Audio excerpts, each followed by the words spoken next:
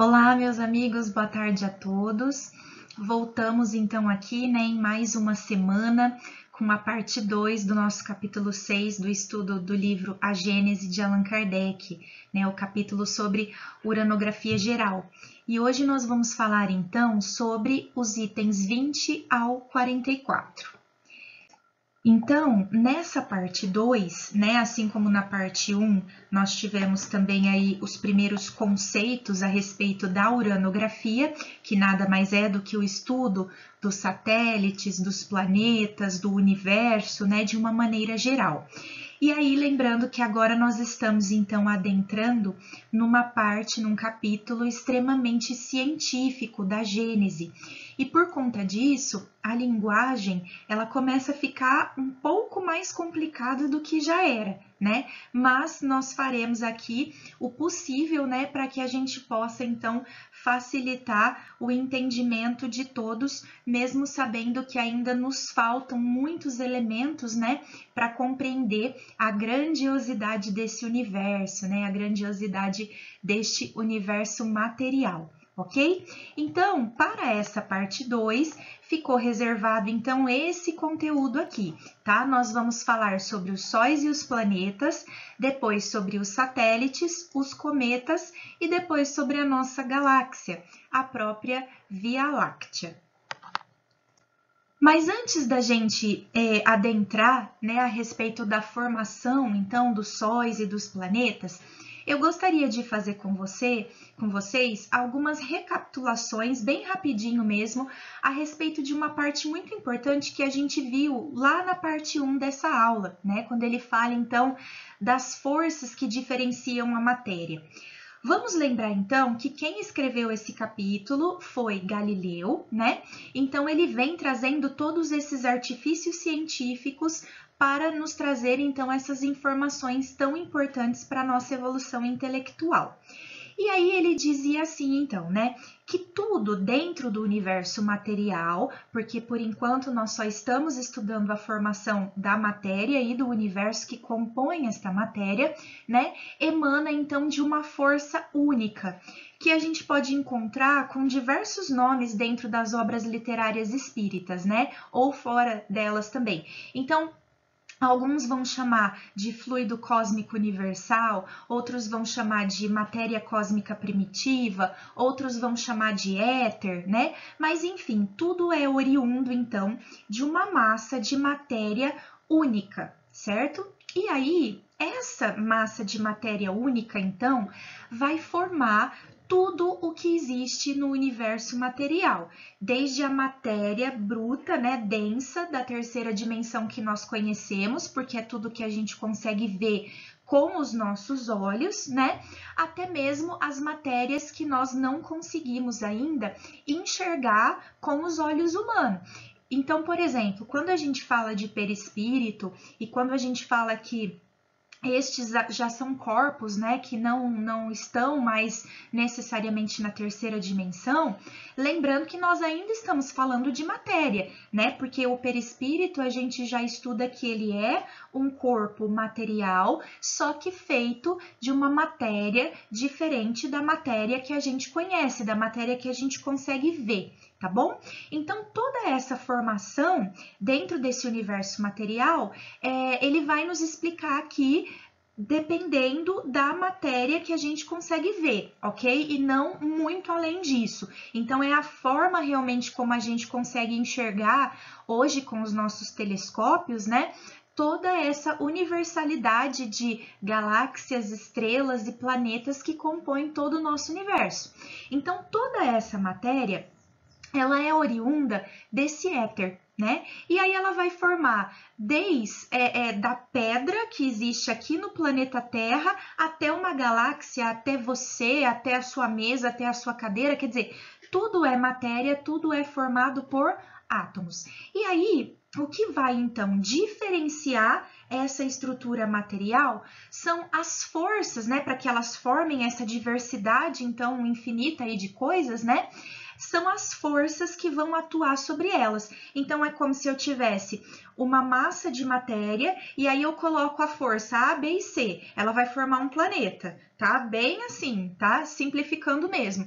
Na outra forma de matéria, eu coloco a força P, e aí ela vai formar uma pedra, e assim sucessivamente, tá bom? Então, essa diferenciação, elas vão, então, depender de como se comportam essas forças na hora então de fazer, entre aspas, né, a matéria que esse éter, que esse fluido cósmico universal ou que essa matéria cósmica primitiva está então criando, tá bom? E aí então vou lembrar vocês aqui, ó, de duas figuras que nós também vimos na aula passada, né, relembrando aí da questão da tridimensionalidade da matéria. Então eu teria aqui essa matéria, né, inicial, esse fluido cósmico universal aqui saindo de um ponto, né, como se fosse uma massa única. E aí ela vem formando, então, ó, eu tenho a formação aqui das retas, que representariam a nossa primeira dimensão, depois eu tenho a formação aqui dos planos, que representariam a nossa segunda dimensão, depois eu tenho a formação aqui dos cubos, que representariam a terceira dimensão, né? E aí aqui em diante eu teria a formação dos hipercubos, né, que formaria o universo material da quarta dimensão e por aí adiante. Tá? Então, tudo isso é inerente da mesma fonte, né? E aqui, ó, a mesma coisa também, ó. Então, eu tenho da mesma fonte, tá vendo? Da mesma luz, certo? E é aí por isso que a gente vê aquela frase bíblica, né? Que fala, então, fez-se a luz, né? O verbo fez a luz, né? Porque é uma ação que a gente não conhece. Então, essa ação que seria o verbo, fez então essa luz, ou seja, fez a formação de tudo que é matéria, né? Oriundo então deste éter aqui. E aí a gente vê formando então, ó, todo o nosso universo material, com as galáxias, os planetas, os satélites, né? E todas as estruturas que os compõem. E aí, quais seriam, né, ainda recapitulando, essas forças então que são inerentes ao éter? Então seria, ó, gravidade, e prestem bem atenção aqui, porque para essa aula a gente vai precisar muito, tá? Depois verificar aí a questão da ação dessas forças, tá? Então, ó, essas forças seriam gravidade, coesão, afinidade, atração, magnetismo e eletricidade, tá? Principalmente aqui na formação desses primeiros sóis, desses primeiros planetas, né? Nós vamos verificar muito a ação aqui da gravidade e a ação da atração, ok? E aí nós sabemos também que junto a essas forças, que lembrando também que elas são inerentes ao éter, como a gente viu na aula anterior, ou seja, elas já vêm, né, com esse éter, elas já vêm criadas junto com essa matéria primitiva, né? Nós temos também a ação de alguns movimentos vibratórios, né, como o som, o calor, a luz, principalmente aqui nós vamos ver a questão do calor, né, na formação então agora desses astros, e lembrando que esses movimentos vibratórios também vão fazer uma influência então na diferenciação da criação da matéria. Beleza? Então, feito agora essa pequena revisão, né? Nós vamos então para o nosso primeiro item então desta parte 2. E aí, nesse primeiro item então, Galileu vai começar a nos contar como é que se formam os sóis e os planetas, tá? E é uma linguagem assim bem complexa, mas vamos juntos tentar compreender. Então acompanhem aqui comigo a leitura, né, que ele começa aqui, ó. Sucedeu, então, que num ponto do universo, né, perdido entre as miríades de mundos, o que seriam as miríades? Seria as infinidades, né, de mundos. A matéria cósmica, que é aquele éter, que é esse fluido que eu falei para vocês, se condensou sob a forma de uma imensa nebulosa. Então, o que eu quero mostrar para vocês aqui em primeira mão é que a criação do universo material, ele sempre começa com a nebulosa. O que é então a nebulosa? A nebulosa é essa imagem aqui que vocês estão vendo, olha, nessa primeira figura aqui.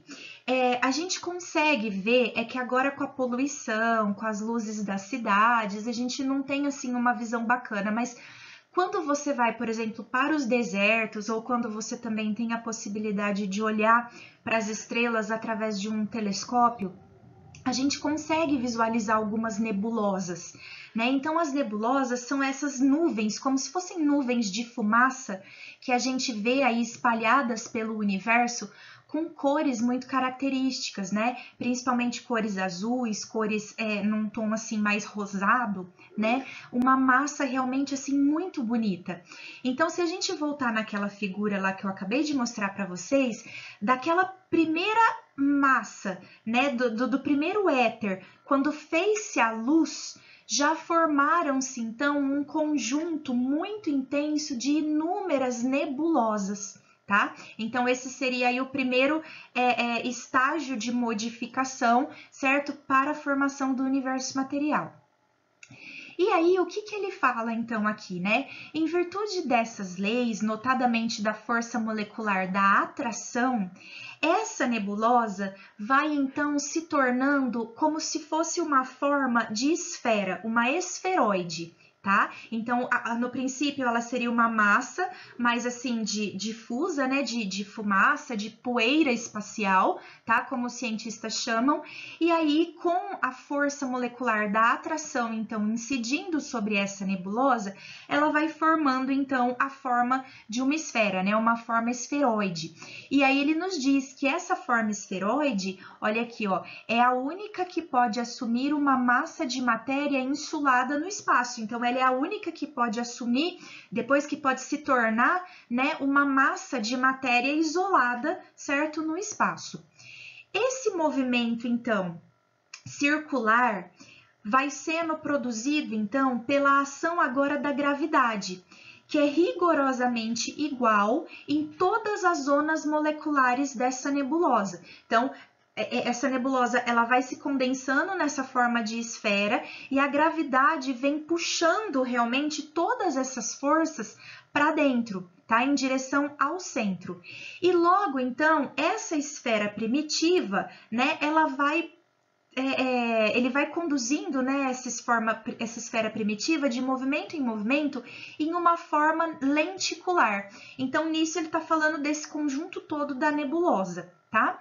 Agora eu vou colocar aqui para vocês um vídeo. Então, aqui, né, dentre as miríades de estrelas do nosso universo, a gente vê uma nebulosa. E aqui a gente está vendo, olha, o interior da nebulosa. Essas imagens foram formuladas pela própria NASA, então faz com que facilite muito o nosso entendimento, tá? Essas cores da nebulosa que deriva, então, dessa matéria primitiva cósmica. O rosa é quando a gente tem muita quantidade de hidrogênio dentro da nebulosa. E o azul é quando a gente tem muita quantidade de poeiras, de estrelas novas sendo formadas, né? Então, quanto mais azulada é a nebulosa, mais nova é essa nebulosa. Quanto mais arroseada, mais hidrogênio nós temos nessa formação. Então, os primeiros elementos químicos começam a ser criados.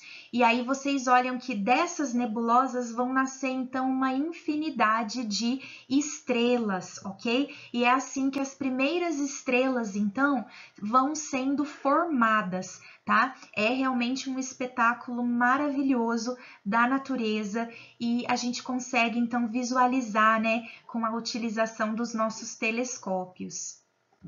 Bom, aí o que vai acontecendo então com essa nebulosa, né? Vem essa nuvem de poeira e como que essas estrelas, né, vão se formando, essas estrelas primitivas que a gente viu ali, né? Então, ó, novas forças, né, surgiram em consequência do movimento de rotação, porque a nebulosa, ela vai começar a girar, tá?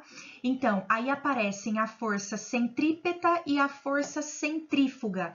Quando a gente tem qualquer elemento, né, girando, né, nós aprendemos na escola mesmo, aí, por volta da 7ª, 8ª série, não sei, que nós temos, então, sempre duas forças, né, quando eu tenho algo girando, fazendo esse movimento. Então, eu tenho a força centrípeta, que é a força, né, que vai atraindo tudo para o centro, e eu tenho a força centrífuga, né, que é aquela força que vai tentar fazer com que esse movimento giratório, né, as forças desse círculo saiam ali pela tangente. seguinte, então a força centrífuga ela foge do centro e a força centrípeta é atraída para o centro, né? Então toda essa nebulosa ela vai começar a girar, tá? E aí vão surgindo então essas duas forças, as forças centrípetas e a força centrífuga.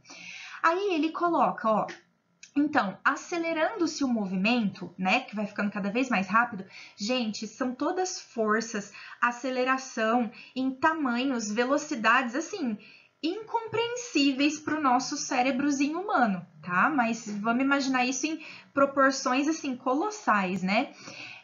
Então, ó, acelerando, né, esse movimento, à medida que a nebulosa vai se condensando, então, e vai aumentando o seu raio, porque olha aqui nessa figura que eu coloquei para vocês, né? Isso aqui vai girando, tá vendo? Na forma de uma espiral, e aí essa nebulosa, ela vai aumentando, então, cada vez mais o seu raio, né? À medida que ela vai se aproximando, então, perdão, dessa forma lenticular, né?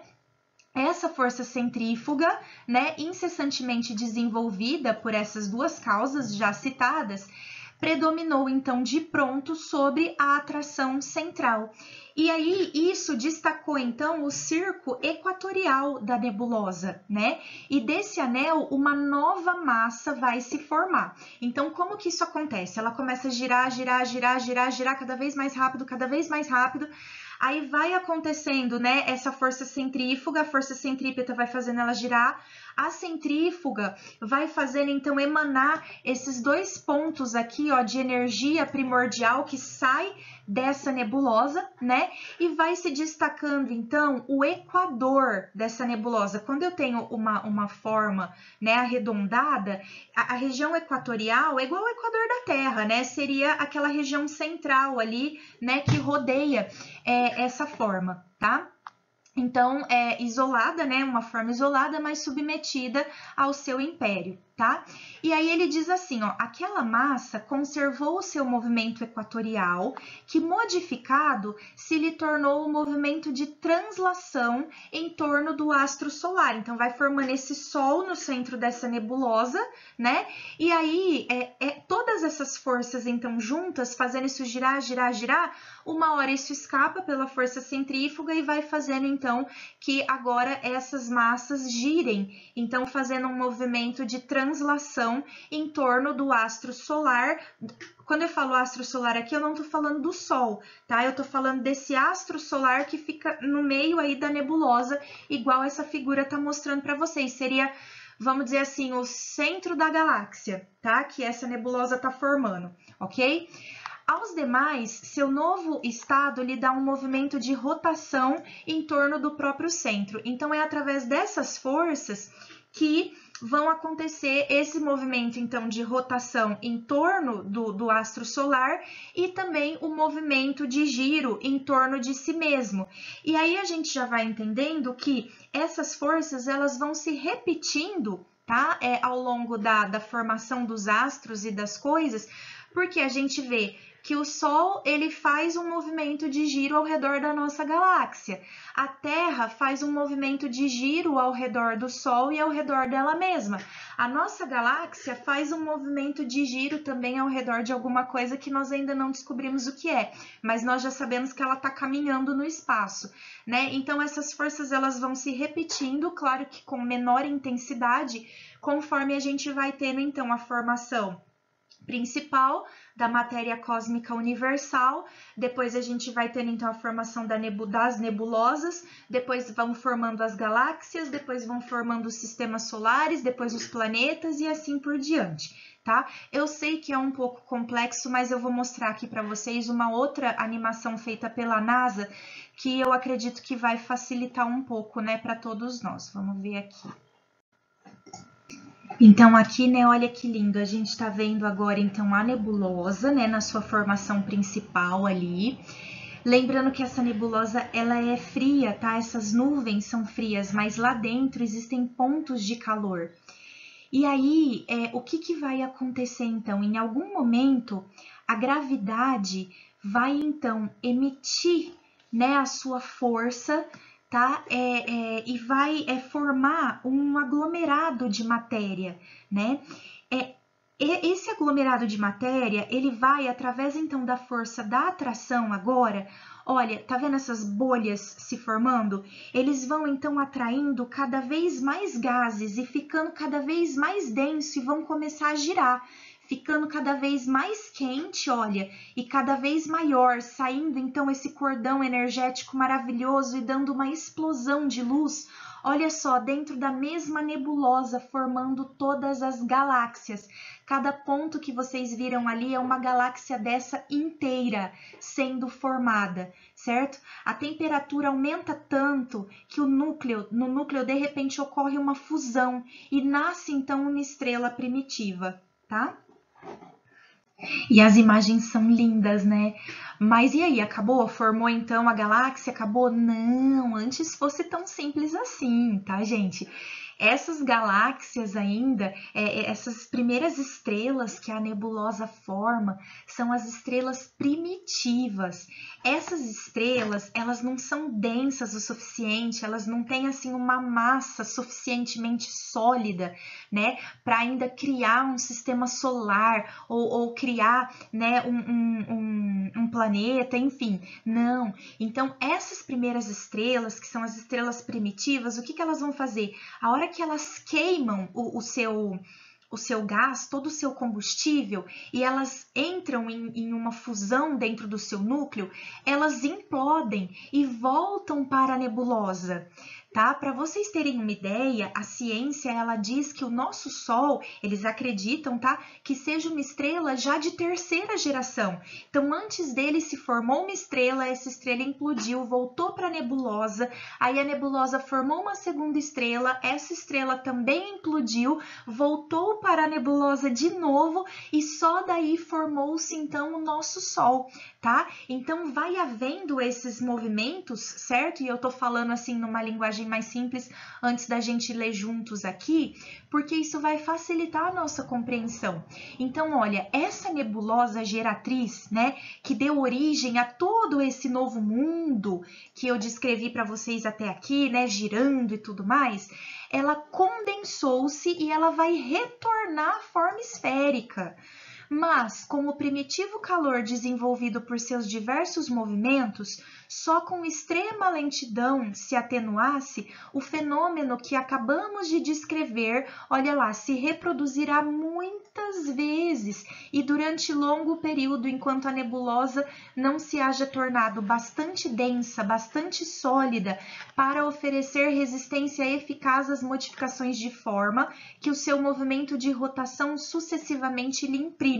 Então, é isso que eu falei.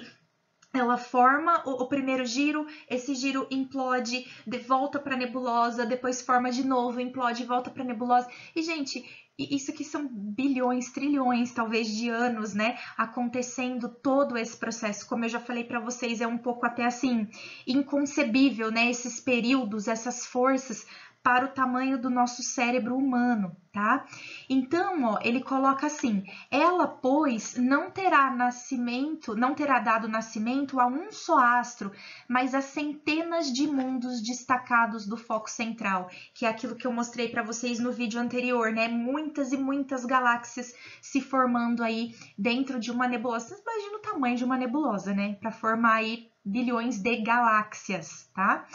Então, ó, ora, cada um de seus mundos, revestido como um mundo primitivo das forças naturais que presidem a criação dos universos, gerará, e já está gerando de novo, né, sucessivamente novos globos, que desde então lhe gravitarão em torno, como ele, juntamente com seus irmãos, gravita em torno do foco que lhes deu existência e vida.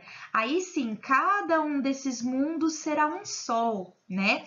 Centro de um turbilhão de planetas sucessivamente destacados do seu equador. Então, veja, é todo esse processo para formar uma galáxia, indo e voltando de dentro das nebulosas, né, as estrelas, até que elas conseguem formar um Sol.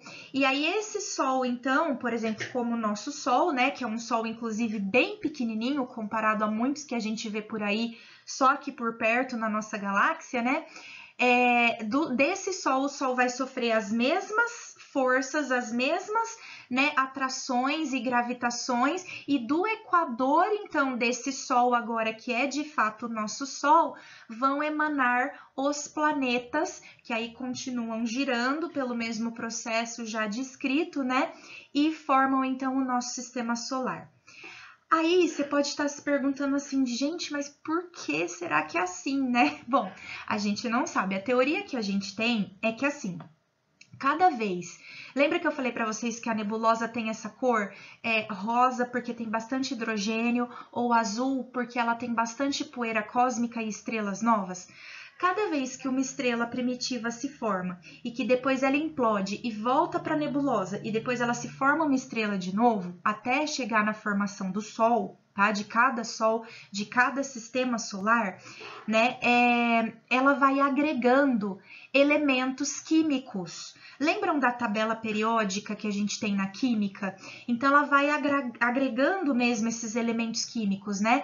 Até que ela possa, então, formar vida, até que esses elementos químicos possam, então, se agrupar, formando as diferentes vidas que existem nos diferentes sistemas solares.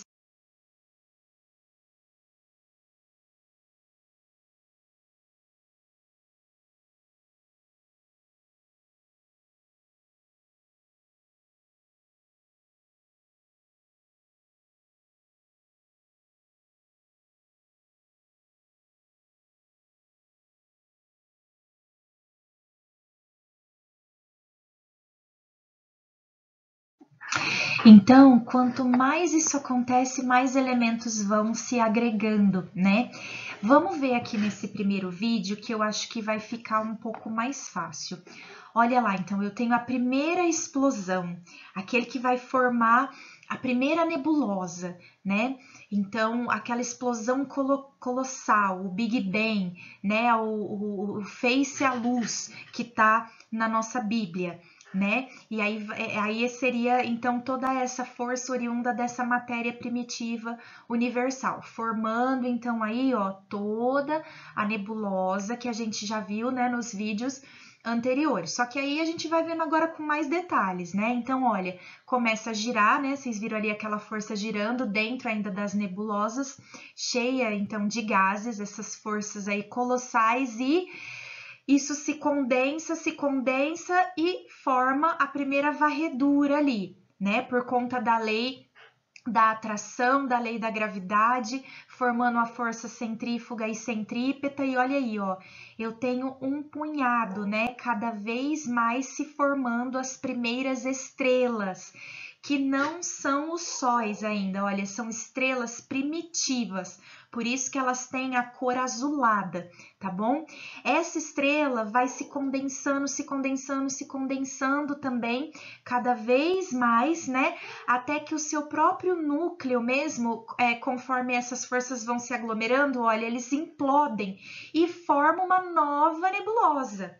Tá? E aí agora sim ele está formando uma nebulosa solar, que é uma nebulosa, ele está mostrando, tá, nessa animação, nessa explosão colossal, a formação então de uma nebulosa solar, que agora sim é uma nebulosa que vai formar então os sóis, né, com as galáxias e tudo mais. Então, olha que lindo, olha. Sabe, ela implode e volta para a nebulosa, depois ela volta para uma estrela de novo, aí ela implode, volta para a nebulosa, e aí sim, ó, vão se construindo então, né? Vão formando então essas galáxias. É lindo demais, né? E aí aqui nessa figura do lado a gente consegue ver isso passo a passo, ó. Então, quando forma a nebulosa solar, que é depois da explosão daquela estrela primitiva azul que a gente viu, né? Então, ó, a nebulosa solar em contração inicia sua rotação.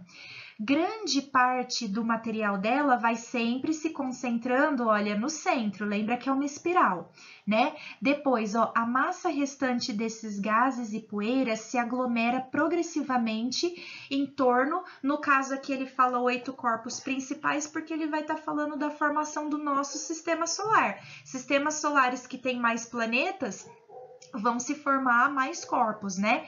E aí sim, a partir então agora do nosso Sol, vão sair então os planetas do nosso sistema solar, ó. Estabilizando o sistema solar, a matéria cósmica ficou essencialmente reunida no Sol e uma pequena parte formou os planetas e os seus satélites, tá? Então a gente demora tanto para chegar até nesse ponto, porque agora a formação dos satélites, a formação dos planetas é a mesma coisa, só que vai ser em escala muito menor, né?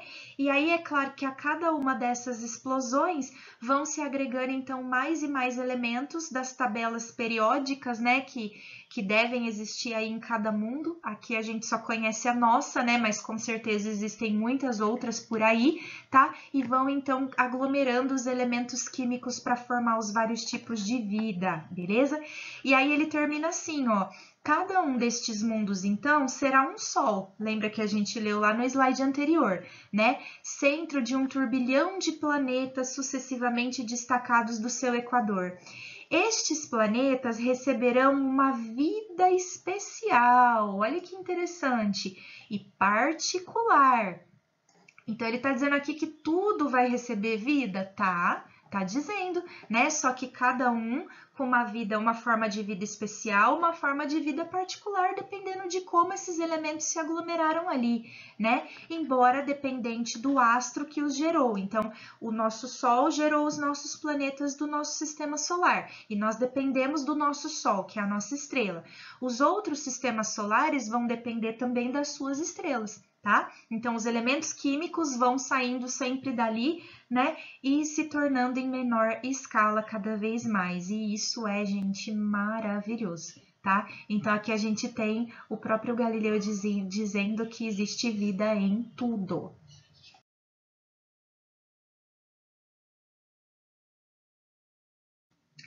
E aí agora a gente migra então para os satélites, né, de cada planeta que, como eu já falei, é o mesmo processo, né, descrito até agora. Mas agora esses satélites vão sair então desse giro, dessas forças do próprio planeta, né? E como vocês estão vendo aqui na animação desse GIF, eles vão ficar então orbitando, né, ao redor então de cada planeta, tá? Mas vamos ler juntos, ok? Ó, ele diz assim: antes que as massas planetárias houvessem atingido um grau de resfriamento, né, bastante a lhes operar a solidificação, né? Então, antes que eles se resfriassem até ficar realmente uma esfera sólida, né? Verdadeiros glóbulos líquidos se desprenderam de algumas, né? Do mesmo plano equatorial, né? Então, o planeta tá ali girando, no centro equatorial vai condensando aquela força, uma escapa, né? Pela tangente, né? Pela força centrífuga e vai formar, então, o satélite, né? Então, algumas do plano equatorial, plano em que a força em que a maior força é a força centrífuga, né? E por efeito das mesmas leis, adquiriram um movimento de translação em torno do planeta que as gerou. A mesma coisa, né? Da formação ali de como o Sol forma o planeta forma agora o satélite, né? Então, ó, como sucedeu a estes com relação ao astro central que lhes deu origem, né? Foi assim que a Terra deu nascimento à nossa Lua. Agora, olha que interessante, ó, cuja massa menos considerável, quer dizer, cuja massa muito menor do que a massa da Terra, teve que sofrer um resfriamento muito mais rápido. Então, é claro, né? A Terra desprende um pedacinho dela e esse pedacinho com massa muito menor resfria muito mais rápido, né? E aí, olha que bacana que ele diz, ó, ora, as leis e as forças que presidiram ao fato dela se destacar do equador terreno e o seu movimento de translação no mesmo plano, agiram de tal sorte que este mundo, ou seja, esse satélite, né? Porque lembra que tudo é habitado, né? Tudo tem vida. Em vez de revestir a forma esferoidal, tomou a de um globo ovoide. Então, a Lua, ela não é assim certinho, nem a Terra é certinha, né? A Terra, ela é achatada como uma laranja, né? E a Lua, ela tem um formato um pouco mais ovoide. Então, ele coloca assim, ó, isto é, a forma alongada de um ovo com o centro de gravidade fixado na parte inferior. Isso vai fazer toda a diferença, pessoal, porque, né, se a gente pensar nessa forma ovoide, né, com o centro de gravidade fixado embaixo, é como se eu tivesse, assim, um ovo com uma massa mais leve em cima e uma massa mais densa embaixo, né? E aí, é por isso que a gente sempre vê a mesma face da Lua. Se vocês observarem aqui, ó, nessa animação desse GIF, vocês estão vendo que a gente está sempre vendo a mesma face da Lua? Não sei se vocês já tinham pensado nisso, né? Mas essa forma como esse satélite se soltou, né? E ficou então com esse formato de ovo, fez com que a gente sempre observasse a única face ali, a mesma face da Lua, tá? E aí ele explica tudo isso da seguinte forma, ó. As condições em que se efetuou a desagregação da Lua pouco lhe permitiram afastar-se da Terra e a constrangeram a conservar-se perpetuamente suspensa no seu firmamento como uma figura ovoide, cujas partes mais pesadas formaram a face inferior, que é a voltada para a Terra, né?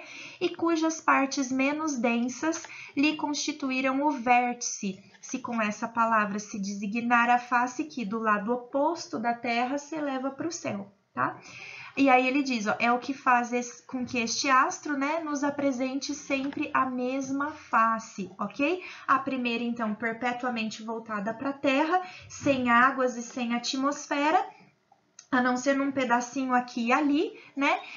E nos limites desse hemisfério subterrestre, né? E a outra face, então, voltada para os céus, rica, então, de fluidos, né? Perpetuamente oposta ao nosso mundo, ok? E aí, gente, o número, né, ele fala aqui no item 26, né, o número e o estado dos satélites de cada planeta vai ter variação, então, ó, de acordo com as condições especiais em que eles se formaram, né? Além de alguns satélites, né, ou luas, por exemplo, Saturno, ele coloca que apresenta um fenômeno especial do anel, né, que a gente conhece. Então, visto de longe, parece cercá-lo de uma auréola branca, né? E aí ele diz, ó, esse anel é com efeito o resultado de uma separação que se operou também no Equador, né? Vai ser sempre assim, ainda nos tempos primitivos, né? Do mesmo modo que uma zona equatorial se escapou da Terra para formar a Lua. E aí, desde a época da sua formação, esse anel se solidificou do mesmo modo que os outros corpos planetários, tá? É sempre a mesma atuação de forças. E aí a gente vai ter planetas, por exemplo, que não tem nenhum satélite, como por exemplo Mercúrio. A gente vai ter Saturno, que tem o fenômeno do anel. Urano e Netuno também têm anéis, né? Bem menores e bem menos majestosos, né, do que os de Saturno, mas tem. E, por exemplo, você tem Júpiter, que é o maior planeta do sistema solar, que tem 17 satélites, né? Então, assim, tem uma variedade, mas sempre de acordo com essas mesmas leis físicas, né? O que vai mudar aí realmente seria a quantidade de força para soltar menos ou mais matérias, tá? Então, assim, o sistema solar é uma coisa maravilhosa, né? E vocês viram aí as explosões colossais da nebulosa, tá? Tudo isso para a gente já ir começando, assim, a entender a grandiosidade desse todo, né? E aí agora, então, ele começa um estudo sobre os cometas, né? Mas ele foca muito assim na questão das superstições em relação aos cometas, né? Tanto a astronomia moderna, né? Moderna assim desde né, da publicação do livro, mas a gente vê até hoje, né? Fazem a respeito dos cometas, as superstições, né? Então ele nos diz que tudo isso é pura alegoria, né? Porque os cometas, eles seriam então astros errantes, né? O que quer dizer a palavra errante aqui? Significa que são astros nômades, né? Astros vagantes aí pelo universo, tá? Então ele coloca assim, ó, astros errantes, os cometas, ainda mais do que os planetas que conservaram a denominação etimológica, serão os guias que nos ajudarão a transpor os limites do sistema ao qual pertence a Terra e nos levarão às regiões longínquas da extensão sideral. Tá? Ele diz que assim, são astros que se encontram num grau maior ou de menor desenvolvimento ou caducidade, e ali ainda não ocorre então a vida como ocorre nos planetas, né? Como a gente viu aí nos slides anteriores, tá?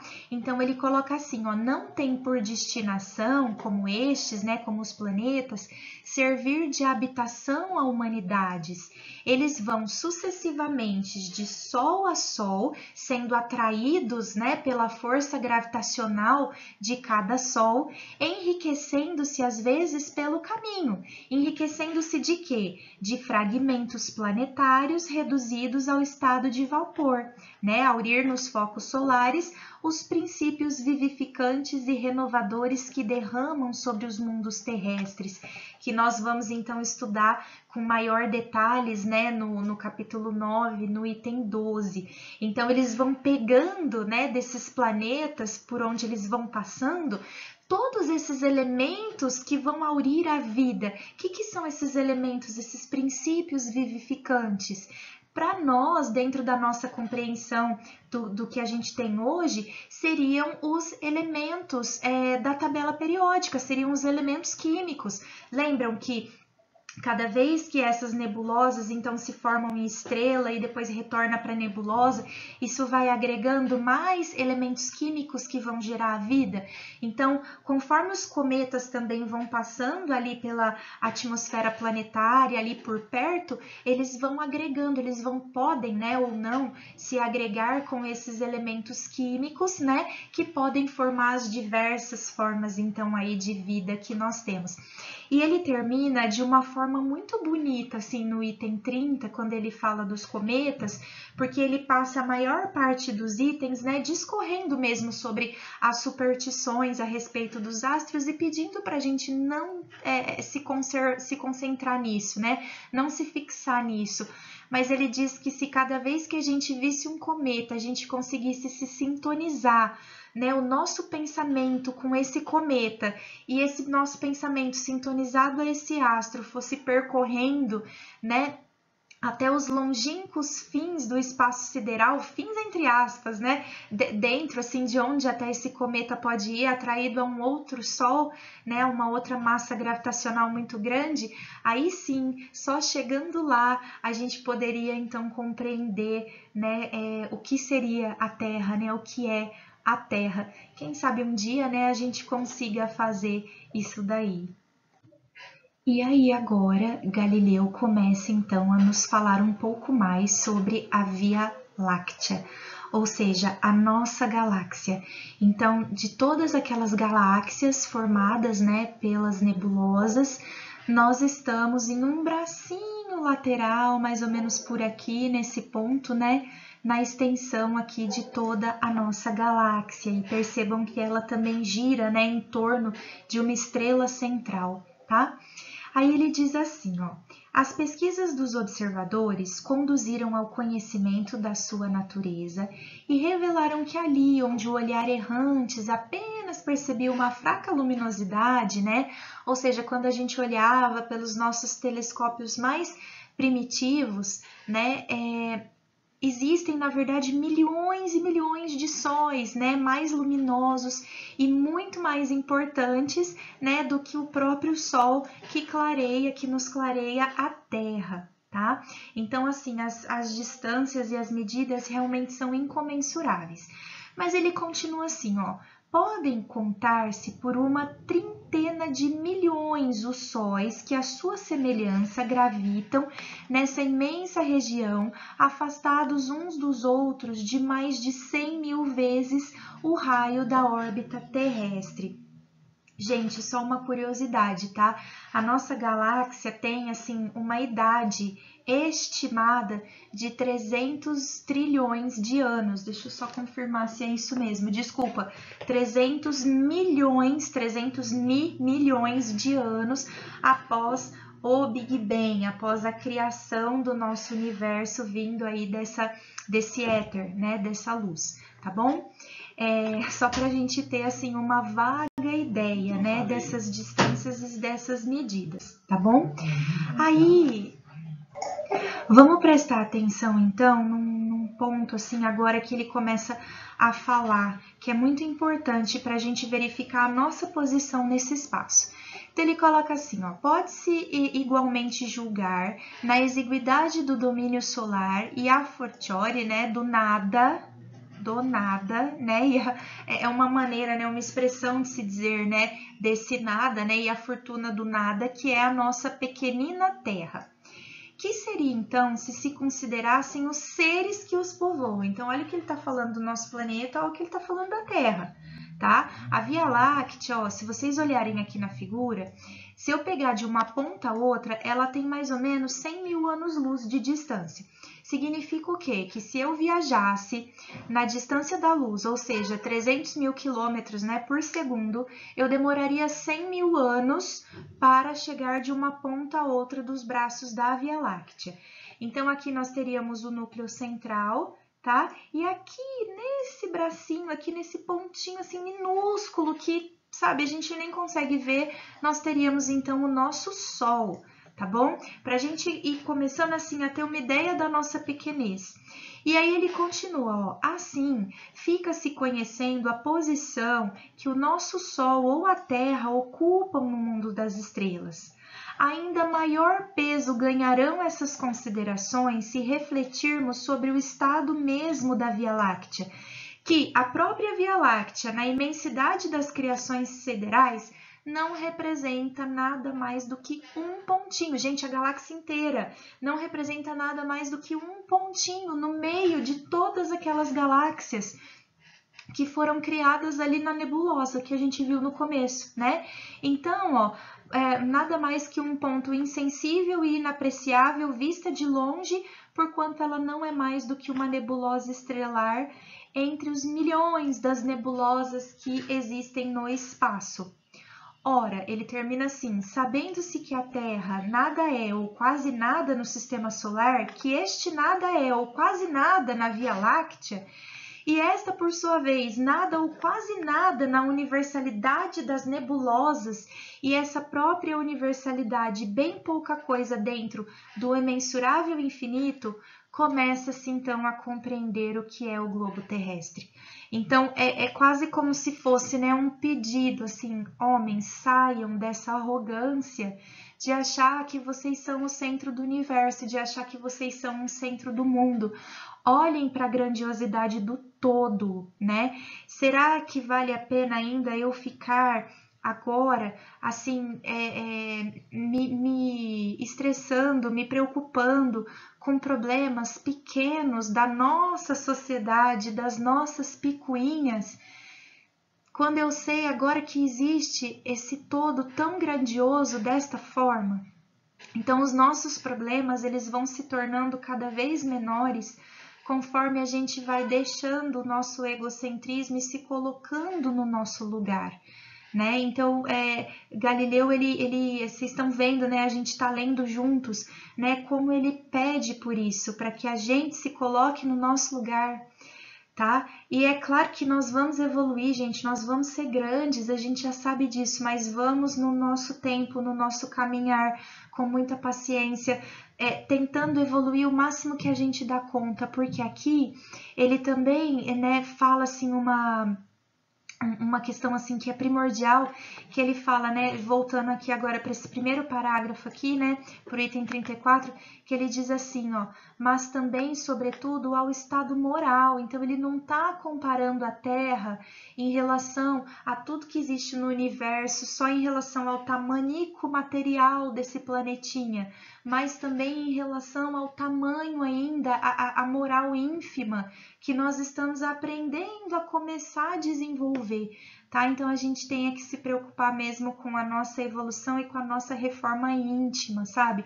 E essa grandiosidade nos faz muito refletir sobre isso, né? E aí, para a gente ir finalizando então mais essa parte, né, mais essa aula, como último subtítulo, Galileu vai falar um pouco aqui para a gente sobre as estrelas fixas, que de fixas não tem nada, tá? Então vamos lá, eu coloquei aqui para vocês uma figura dessas supostas estrelas fixas, tá? Que formariam ali as constelações. Então ele diz assim, ó, as estrelas chamadas fixas não estão imóveis na amplidão, tá? As constelações que se figuram na abóbada do firmamento não são reais criações simbólicas. Por quê, né? Porque ele fala assim, a distância que se acham da Terra e a perspectiva sobre a qual se mede da estação terreno-universo constituem as duas causas dessa dupla ilusão de ótica. Então, dentro dessas constelações, que aí a gente vai ter, né, a constelação de Leão, a constelação de Escorpião, né, e várias, ele diz que isso é uma mera ilusão de ótica do ponto de vista olhando da Terra, aonde essas distâncias, né, incomensuráveis para a gente, dão a impressão de que essas estrelas acabam formando, né, essas figuras simbólicas, mas que isso não é real, tá certo? Então, ele ainda pede, né, para que a gente volte ali no capítulo 5, no item 12, onde ele já começou a falar sobre a não realidade, né, dessas constelações dessa forma, tá bom? Então, para a gente repensar um pouquinho nesse assunto, até porque seriam, né, se a gente fosse levar ao pé da letra, 13 constelações e não 12, né, como a própria astrologia, não a astronomia fala, tá bom? Mas ele coloca aqui, então, que isso realmente são criações simbólicas, não são assim. Primeiro porque essas estrelas não são fixas, tá? E segundo, porque é somente por conta dessas distâncias que dão a impressão que elas têm esse formato, mas se a gente chegasse um pouquinho mais perto ou olhasse sobre uma outra perspectiva, já teria formato completamente diferente, tá bom? Eu sei que isso mexe um pouco, né, com algumas bases aí, principalmente de quem se dedica a esse estudo, mas eu não vou ousar aqui contestar, né, um texto do próprio Galileu, tá, refutando. A gente teria que conversar com um astrólogo que entende muito, de repente, porque aí ele teria argumentos para rebater essas questões, tá bom? E aí ele diz assim, ó, mas antes de continuar, só não esqueçam de voltar ali no item 12 do capítulo 5, tá? Em nenhuma parte, ó, existe o repouso absoluto, tá? Então, todos esses pontos, essas estrelas, ele vai falar que são sóis, e em torno desses sóis existem mundos. E ainda, essas estrelas, elas não estão assim postas ali certinhos que nem o nosso sistema solar, que é um único sol com planetas orbitando.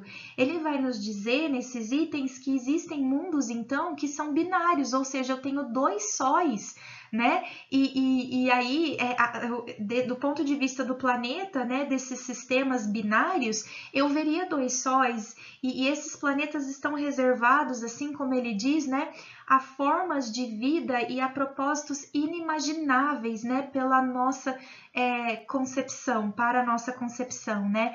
Então ele coloca assim, ó, rolam todos esses, né, astros rolam não segundo roteiros traçados pelo acaso, mas segundo órbitas fechadas, cujo centro um astro superior ocupa. Então, é aquilo que a gente estava falando, nós giramos em torno do nosso sistema solar, o nosso sistema solar gira em torno da nossa galáxia, a nossa galáxia vai girar em torno ainda de alguma outra coisa, nada está parado, nada é fixo e os mundos não são certinhos assim, tudo igualzinho como a gente imagina, né? Existem aí formas que fogem completamente dos nossos conceitos terrestres, né? E até onde a nossa imaginação ela pode ir. Então, aqui, né, eu peguei também esse mapa, né, o nosso Sol estaria aqui no centro, e aqui, então, seriam, né, as estrelas fixas, né, estudadas aí, que de fixas a gente já viu que não tem nada, tá? Então, é somente por conta dessas distâncias, né, incomensuráveis que a gente acha que elas vão tendo formatos, tá? E aí, o Galileu, ele ainda diz assim, ó, lá no item 41, assim como na economia do vosso mundinho terrestre, nada se acha isolado, também nada o está no universo incomensurável. Então, gente, é novamente Galileu tentando nos colocar dentro do nosso lugar. Às vezes a gente fica pensando, né, por que será que isso é tão importante? Eu penso talvez numa metáfora que eu ouvi alguns anos atrás, que dizia assim, né, se você pegar e colocar um punhadinho de açúcar do lado de um formigueiro, essas formigas com certeza irão sair do formigueiro e irão até um montinho de açúcar, né?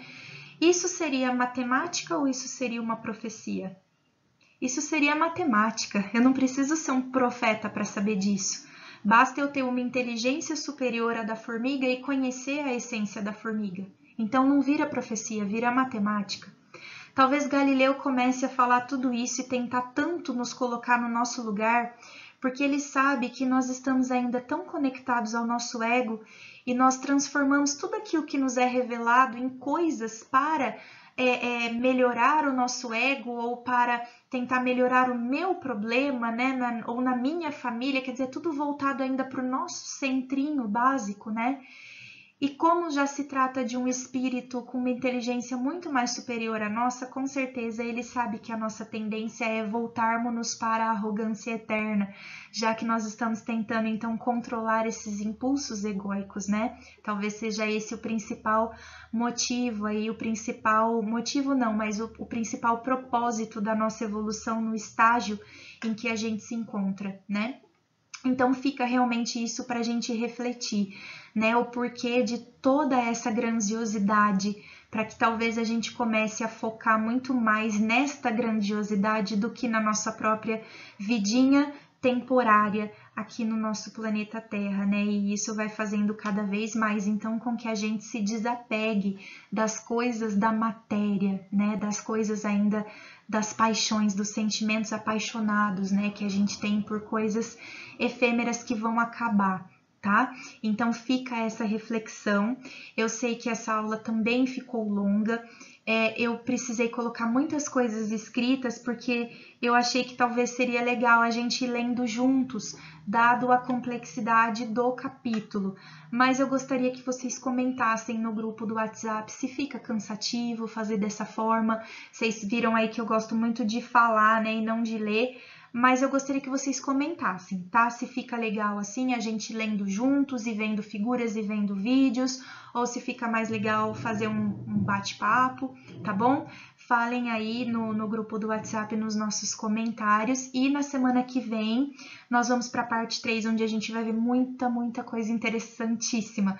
Nós vamos falar sobre matéria escura, sobre antimatéria, sobre muitas coisas que a ciência já vem corroborando aí com o texto que Galileu nos coloca aqui para a gente estudar, tá bom? E voltem lá no sistema solar, para quem não se lembra, né, do sistema solar, como ele é formado, tal, a gente vai dar uma pincelada na aula que vem, mas deem uma estudadinha, tá, na formação dos planetas, do sistema solar, os planetas rochosos, os planetas de gases, que eu acho que vai ser um material bem bacana para se estudar nas nossas próximas aulas, tá bom? Um abraço a todos e até a aula que vem.